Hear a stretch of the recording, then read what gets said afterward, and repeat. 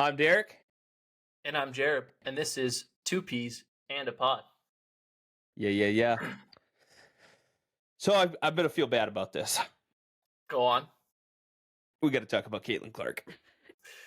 You know, as much as we've talked about her in the last couple weeks, I think it's still prominent in today's world right now. The draft for the WNBA draft just started on Monday, or I guess I don't know if it started or ended, but I feel like she was still playing games or something. No. Something she said so, she was on the Pat McAfee show and she said she was still playing games at the time that maybe it was that she found out that they were going to draft her. Yeah, maybe that's what she was saying. Yeah. The WNBA draft was Monday, and she was the number 1 overall pick. She will make a monumental salary, right? Huge amount, rookie contract, 4 years, $339,000. Yeah, I think her peak year is like $73K a year. Yeah. Which will throw everyone into a whole tizzy about equal pay and stuff. Correct. Which I understand what they're saying if it was a 9-to-5 corporate job, business or plumbing or electrician. Yes, you should get paid the same no matter if you're male, female, cat, dog, bat, whatever. But when you there are cats and dogs working these days. We should. Yeah. I mean, we live in a weird world. Yeah, that's exactly. You have to hire cats and dogs. But when it comes to something that is solely based off of viewership and merch sales and ticket sales and revenue, you cannot compare apples to oranges. I was talking to a buddy about this earlier this week. I think, and I can pull it up, the NBA is rated as a $60 billion business with a B, billion with a B. The WNBA is rated at a $200 million evaluation, which is grossly uneven. Well, they have the same number of players for the most part. You would expect. Well, actually, I don't know how many WNBA teams are there. Only like 16? Yeah. 16. Whereas I think there's 30. I think 30 NBA teams. There could be 32, but I think it's just 30. Right. It's just 30. I think you're somewhere around there. Yeah, almost double, if not almost double the teams. So you do actually have a significant amount more players. And then also the NBA also has the G League. So they have like their own sub leagues, like again, Dakota Boys. The Sioux Falls Skyforce is a Miami extension, for instance, the Miami Heat. Yeah, I agree with you. I don't think there's anything to be debated here. The only thing that I would say could be on the table to debate was, do we keep Two Peas and a Pod as the podcast, or do we change it to the Caitlin Clark Informer or something like that? I think we leave it up to the fans. Maybe see if they want to comment and let us know. See if they're tired of. I just think, but I agree. I think it's just kind of been bang, bang, bang with like hot topic stories for her. And is she only going to make? You said $339,000. That's from the WNBA. You had mentioned to me when we were chatting on the phone, we were talking about a Nike contract that's worth how much possibly? $10 billion potentially on the table. 10 billion? Million. Sorry. I'm still stuck on the billion. Million with an M. Yeah, million with an M. Yeah. M million. Yeah, and then she's looking at a 10. Oh, okay. Go ahead. Well, she's also looking at they're also looking at potentially a sneaker deal. I don't know if I interrupted you there, but she might get her own line of sneakers. 10 million just to be the person, plus a little bit of cheddar per shoe sell. From what I read, now it's in negotiation. It could obviously change, but something with a big or a logo 3 line or something like that for shoes, I think was an insert. So she's going to be making some money there. And then the big 3 it's a 10-game season, and she's looking at I believe it's just a 1 year, but the big 3, a $5 million deal. And I think that just, again, the big 3 is a co-ed style league. Nike believes that what she's going to be for women's sports, I mean, we could see an impact similar to that of Jordan on the scale of like women's sports. That's kind of what they're banking on right now. I don't like, obviously, two very different play styles. Jordan was an electrifying dunker and acrobat, and had a killer winner mentality. Now Caitlin Clark has a killer winner mentality, but she's got more of a play style of like a Steph Curry or a Logo Lillard, where she's just gonna pull up and drop dimes on you, which is kind of the nature of modern basketball, is get open, playing ones, ISO open style basketball. Yeah. Which side note there, I'm just going to settle it. Jordan is still the GOAT. He will forever be, it seems like. I don't think there's anyone, even we talk about LeBron and Kobe and Chef Curry, those. No, they talk about LeBron, and I think it's a disservice to Kobe, in my opinion. I don't think either of them are in the same category as Jordan. But anyways, I just wanted to say that because it's such a hot debate still today. Well, I'd say this, though. Kobe's got how many? Yeah, 5. Jordan's got 6. Yeah, Jordan's got 6. Kobe's got 5. Yep. LeBron's got how many? 4, I think. I think 4 at this point. He's closing in, but we've also, if we look at time in the saddle, you know what I mean? Yeah. And Jordan went 1-3 in a row, took a year off, didn't win 1, 3 in a row.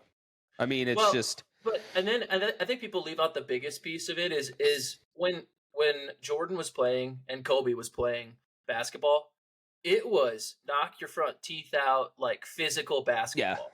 Now it's just a show, it feels like. I mean, all these extra fouls and flops and stuff. It's just flagrant twos. There's no such thing as a flagrant foul back then. Right.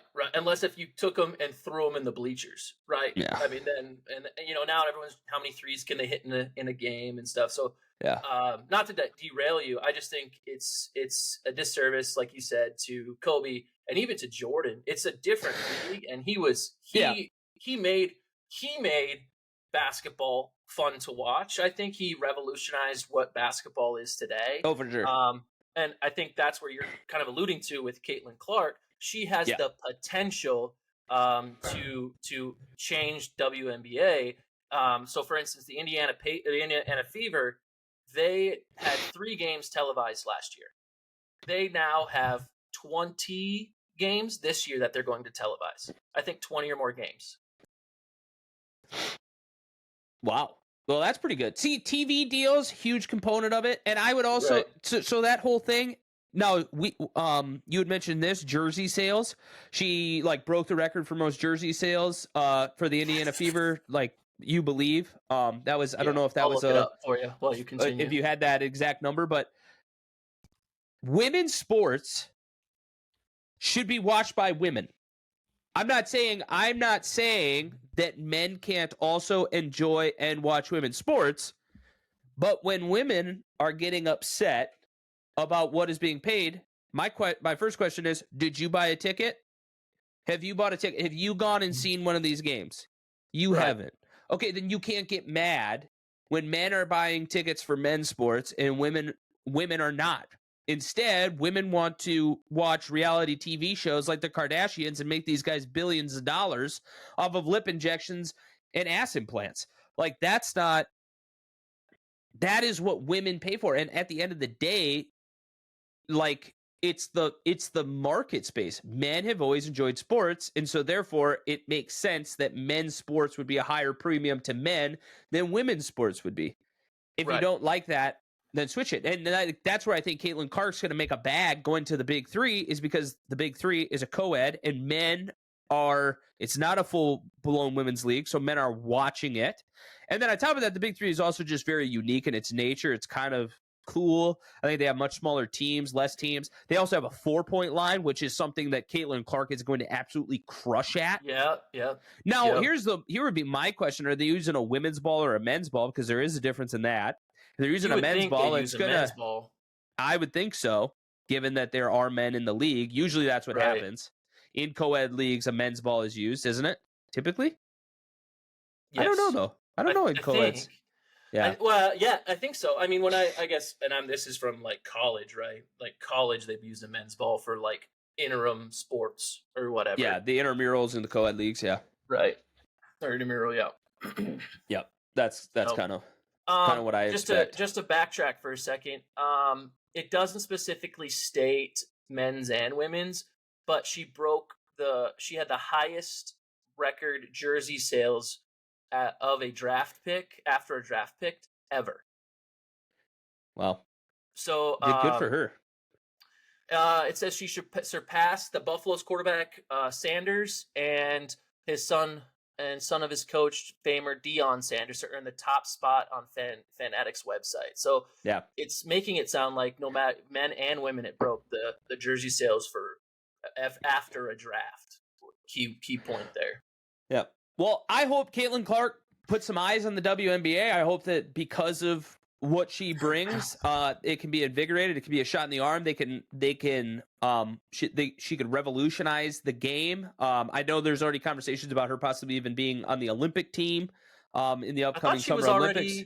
I thought she was already drafted. I don't know if it was confirmed. I just know. I think it's like, yes, she will definitely be in the tryouts, I believe. But got it. So I would love to just see that energy continue to build, so we could put this whole women make less. But at the end of the day, I believe that this is my stand. If you want to make more money, we need to put more eyes on the sport. And I think that by getting Caitlin Clark committed to this, that this is probably one of the better shots that they've taken in a long time. Like, shoot your shot, and I think this is it. So I hope they do it. Yeah, I hope they get it done. That would be that. I'm not like, I don't want women's sports to make money. I just think that they need to make their own money by putting eyes on the game. So I'm gonna do a side note here. There's also a lot of hate, I guess, or a lot of shade thrown to Caitlin Clark now that she's officially in the WNBA. From some of the WNBA players, which, I mean, it happens in every part of the sports. Competitive games? Yeah. Yeah. She's taught, they said something along the lines, you look really good going up against 18-year-olds, but wait till you come against the top players in the league. So interesting to see how she will transition, right? As we look at, the NFL draft coming up with Caleb Williams and how he's, quote unquote, the best quarterback coming up ever from his own mouth. So we'll see. Really? He said that, huh? Yeah, he thinks he's like the best. He's going to be the best quarterback in the NFL next year. Oh, wow. Yeah. So he's. Well, we shall see. We shall see, sir. Wait, can't wait. You've been playing with boys. Can't wait till you play with men. When a 220-pound linebacker comes and eats your face off, we'll see how you feel. Yeah, bud. Holy. Anyways, yeah. So good luck to Caitlin. That's Clark. Next Thursday. Yeah, somewhere around I think so. I think so. Next Thursday. In Detroit, interesting place. Detroit. Motor City. The Motor City, the windy. No, that's Chicago. No, that's Chicago. So speaking of wealthy people, how about these bunkers? Oh man, yeah, I found that out a couple of weeks ago. I was reading an article about. You don't run in deep circles. I've been hearing about rich people bunkers for like the last 4 years. You don't drink enough conspiracy Kool-Aid. No, I like the headlines. It keeps me. So I'll pause and say this. So I don't watch a lot of news anymore. I usually get it's probably healthier for you. I get like your iPhone gives you like a news update. So like when OJ died, I got a news article, or when the Queen dies, you get a news article. OJ Simpson died? Yeah. Did you not know OJ Simpson died? When did he die? Last week, something like that. Week. I was listening to a podcast and they were talking about OJ Simpson. They were talking about how big his trial was, but I didn't realize that was probably because he died. He's unfortunately dead. Lost his battle with cancer. R.I.P. Well, the glove didn't fit. There's also a lot of tweets now where people are modifying, saying his last tweet was, "I did it, y'all. Peace out," or something along those lines. So, anyways, I don't read into a lot of stuff because nowadays, media grabs attention by the bad things in the world, right? You don't hear about a fireman saving a kitten from a tree anymore, right? Yeah. Or you don't hear about how a group of guys lifted a car off a person to save their life. It's all negative and it's all controversial and everyone this, everyone that, and the world going to hell, that kind of stuff. So, anyways, I was reading an article or saw it somewhere. Zuckerberg. He's kind of the hot topic one right now, but I think there's more than one bunker out there. Yeah, I think in Hawaii, if I remember correctly, he built a bunch of walls around his property, and he's building a multi-million-dollar mansion that is rumored to have a fallout bunker underneath with a bunch of rooms and a bunch of extra survival stuff, if you will. Yeah, he'll be growing cricket. He's probably got a cricket farm down there for his proteins. Gonna have some LEDs. You got to be able to grow plants, get some oxygen circulating. There's a well under there somewhere. Some water source. What you got to, hopefully it's protected from potential seeping radiation. Got to be able to purify that water. You don't want to be getting the rads in. I'm sure he had some people look at that. Yeah. There's been what do they call those people? There's a specific group of people. They're not doomsday preppers.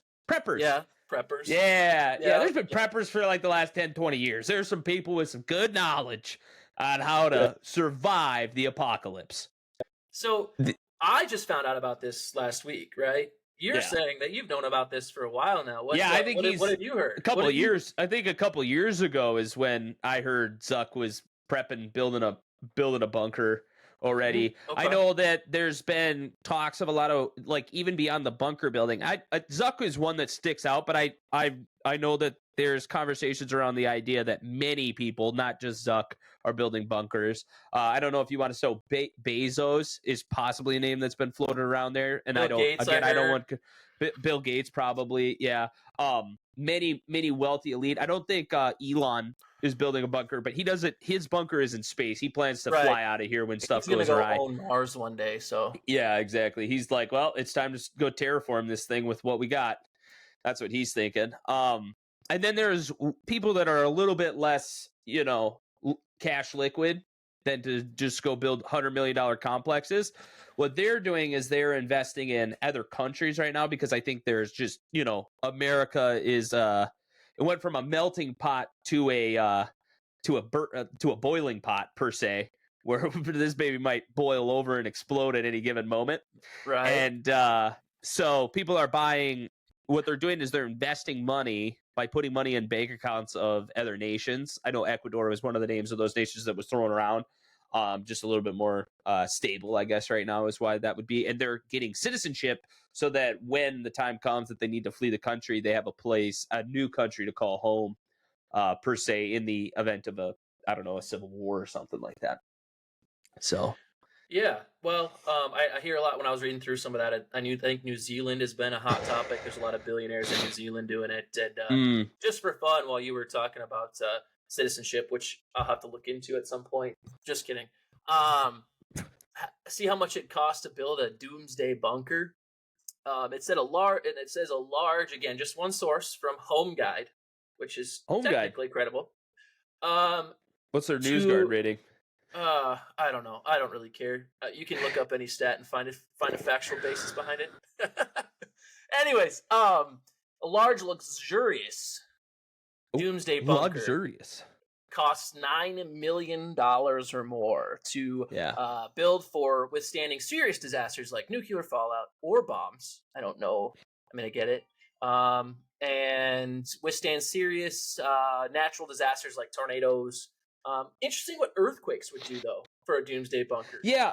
Well, I imagine you would do more of like, you wouldn't pour a solid wall of concrete or something like that. You would probably tile it so that there was, space for vibration, etc. Sure. Probably maybe you'd seal said cracks with some type of silicone or flex seal type layer or something. Who knows? Just flex sealing the crap out of your basement bunker, no big deal. Yeah, dude. You can build a boat. So those commercials just build a boat out of that stuff. Oh yeah. They put like a screen, like a window screen on the bottom, and then they just spray Flex Seal into it. Yeah. Just he's got a whole closet full of Flex Seal just in case.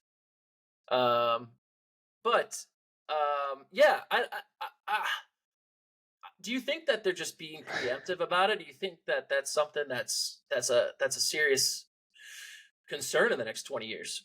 Well, I think there's validity to the idea that they are doing it. I think that Like, do they know something that we don't, or do you think it's just a absolutely. prep? No, absolutely they do. All of the guys that I mentioned, I believe, are invited to the World Economic Forum. I mean, I know Zuckerberg was a young leader for the World Economic Forum.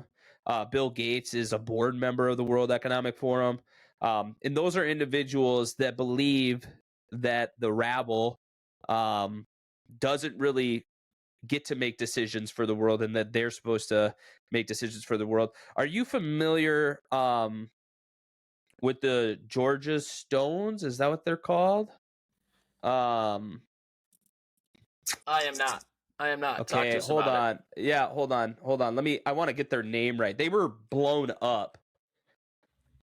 I see Georgia stone crab from Miami Beach, Florida. Is that what you're talking about? The Georgia Guidestones. They are permanently closed because in 2022 somebody bombed them. Yep. Okay. Yeah, so in several different languages, the more popular languages, it says different guides and like bylaws. Like if for some reason something happens, what should be done in order to. Nobody really knows who erected them. I don't believe. I don't think it's known who constructed them. Yeah. But they have various pieces of information in order to kind of move society forward in the event of a catastrophic thing. And here you go. So one of them would be to maintain humanity under 500,000 people, perpetual balance with nature. So for those of us that are on YouTube watching, you see here these are the stones. It's so for those of us that are listening, it's like 4 stones, and on each side is the 10 rules. Yep, with like a top and then a pillar in the middle. Yeah. Google it. It's Georgia Guidestones. Yeah. Go Georgia Guidestones. So pretty interesting. The languages they're written in are English, Spanish, Swahili, Hindi, Hebrew, Arabic, traditional Chinese, and Russian are the 8 languages. Interesting. Guide one on each side of the tablet or on the stone. Just yeah. So the first rule: keep the population under 500,000. I don't know if anybody is aware of what the current world population is, but it's approximately 7 billion. So I mean, we got to have mass genocide from here in order to abide by this. Guide reproduction wisely, improving fitness and diversity. Think about that. That's eugenics right there that we're describing. Yeah. We don't want fat people, and we want a good mixed bag. We don't want a bunch of whiteys. So get the breeding to be diverse. Or they do say end diversity. So you would think that that's what they're saying. Unite humanity with a living new language. So we need a new language for all people to speak. Rule, passion, faith, tradition, and all things with tempered reason. So don't have passion, don't have faith, and tradition. All those things need to be approached with tempered reason. Got to be careful of them. Protect people and nations with fair laws and just courts. Again, I should also caveat the things that I'm saying is after these rules. These are my interpretations of how I read them. I do not like the Georgia Guidestones. I am very anti against the Georgia Guidestones. So that is a translation. What you're reading is a translation directly from these stones. This is the English thing. So I'll say, and maybe I should say, in my opinion, yeah, protect people and nations with fair laws and just courts. I think that's a fair one. Protect people and nations with fair laws and just courts. That's good.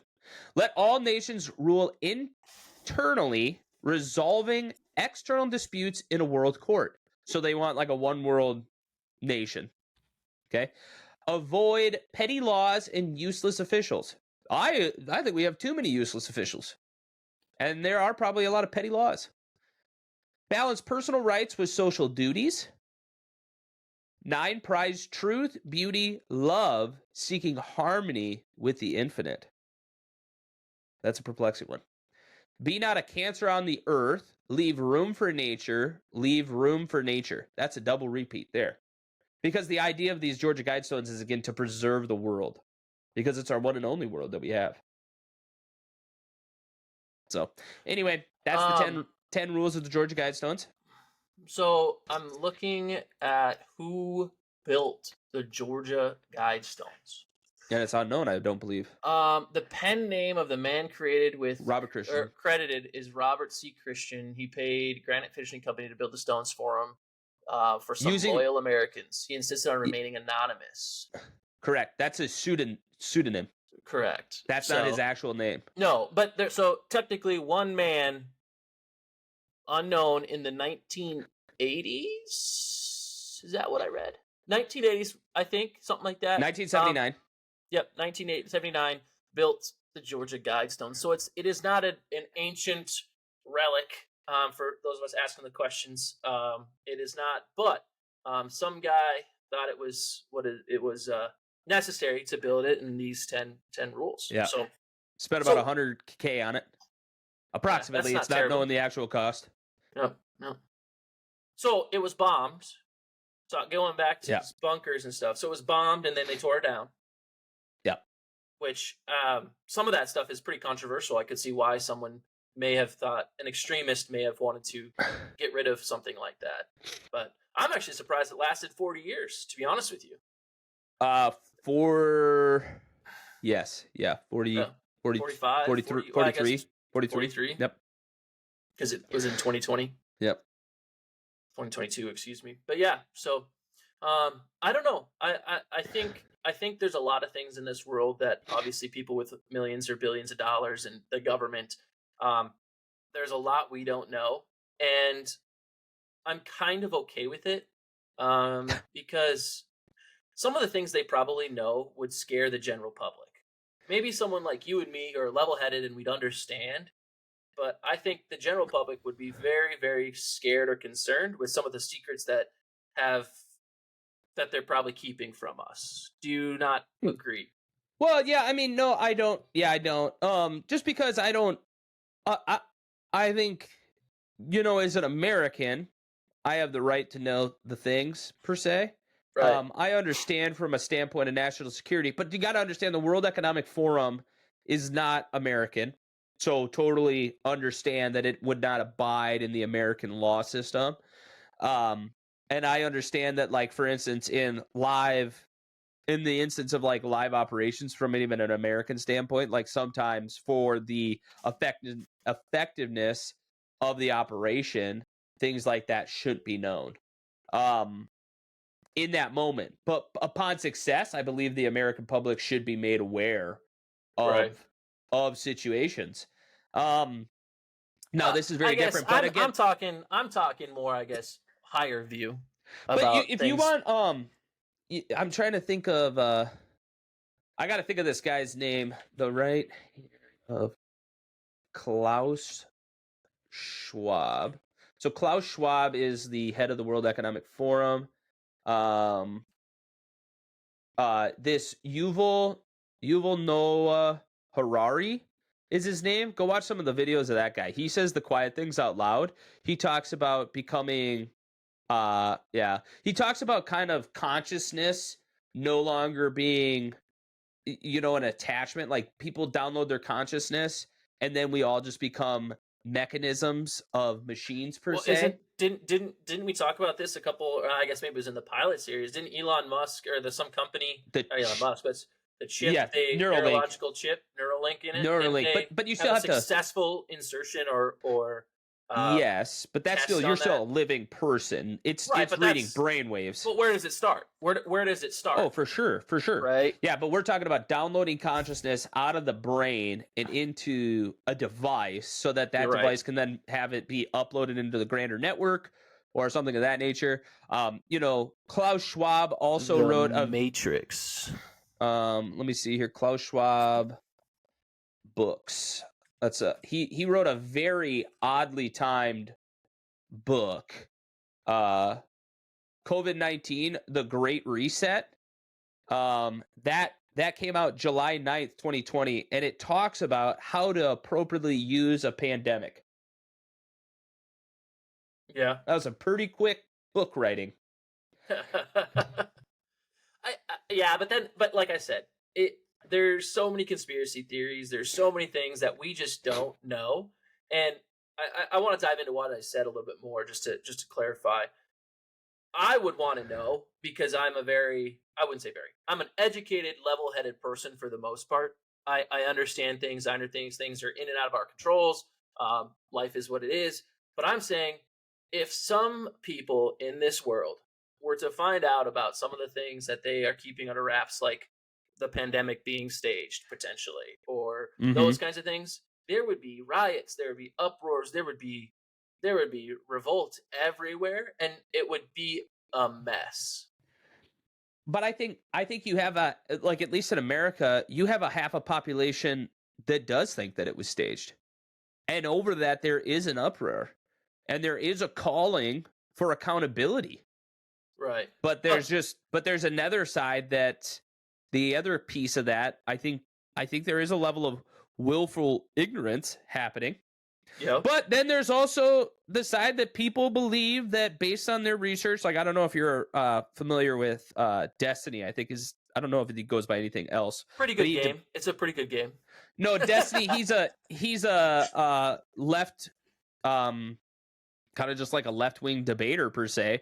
And he was talking about how he has done his own research on these topics, looked at the research papers, and from his analysis doesn't believe, like, for instance, that there's quite a bit of evidence that that the Wuhan lab leak, for instance, of COVID-19 did come from a wet market. Now, I have not done my own research, but I feel like there is too many coinkydinks lining up. Like the fact that we funded gain of function research out of America, the fact that we were playing God by manipulating viruses to make them more transferable to human beings was also like a dumb type thing.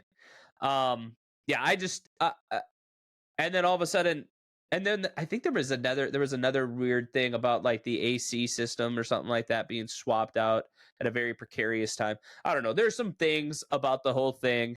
Right. And the fact that the wet market that supposedly came from was the wet market in Wuhan, where this institution of virology, where they were literally creating a SARS-2 virus, because it's actually not COVID, it's SARS. Correct. It's a version of SARS. Right. I don't know. A lot of coinkydinks. That's what I'm saying. But that's with a lot of different things. I don't have any specific examples, but you hear on the news. I mean, we can go back and dig up we can dig up the January 6th riot, right? Yeah. Where it's such a big deal and it's so huge and this is crazy and all this stuff. And there was things that they knew about it, but they didn't do anything about it, and that Trump was the one that staged it, but he actually all that stuff. Interesting thing though is he said that we should have additional security there, and Nancy Pelosi, the House Speaker, said we don't need any additional security on that day. Well, that's what I'm saying. Like, there's so many left and right wings saying this is what happened, this is what should have happened, this is what I told you this was going to happen. I mean, it happens throughout all of history. It happens throughout everywhere. I mean, where does it end and what's truth and what's not? We'll never know, and who knows if they even know. Oh, I think they know. Yeah, I don't know. Man. I think somebody always knows. I think somebody always knows. I've said this for years. It kind of plays into our talk. The richest people, the most wealthy people. I shouldn't say rich. The most wealthy people, and I'm not talking dollars, specifically like monetary value. The wealthiest people in this world, knowledge, money, resources, we do not know who they are. Well, we'll never know who they are. There's people that broker in money, and then there's people that broker in power. What would you rather be, powerful or rich? Right. Power can make wealth. Right. Wealth doesn't necessarily make power. Right. So yeah. Well, Derek, I think that's our time. We got a little deeper than I thought we were going to, but that's our time. So good talking to you. It's been about a couple weeks, so I apologize. It's been a couple weeks. Missed an episode last week, but that's okay. We'll get this baby in there. And yeah. We were both traveling for work and doing some fun things. But one thing, real quick, make sure, guys, appreciate you guys listening. There are quite a few listeners that have listened to our podcast or watched YouTube. Make sure to hit that subscribe button or that follow button. Really helps things grow and makes with impressions and stuff. So if you haven't, I know there's some of you that haven't, please hit that subscribe or that follow button. And don't forget to share it with a friend if you enjoyed this. That's the best. Your grandma, your mom, your dad, your aunt, your uncle, your sister, your brother. We haven't sworn Maybe you that have much. friends. Your grandma would be okay with it. Yeah, sorry. I'll work on that. So, all right. Well, Derek, good to see you. Until next time.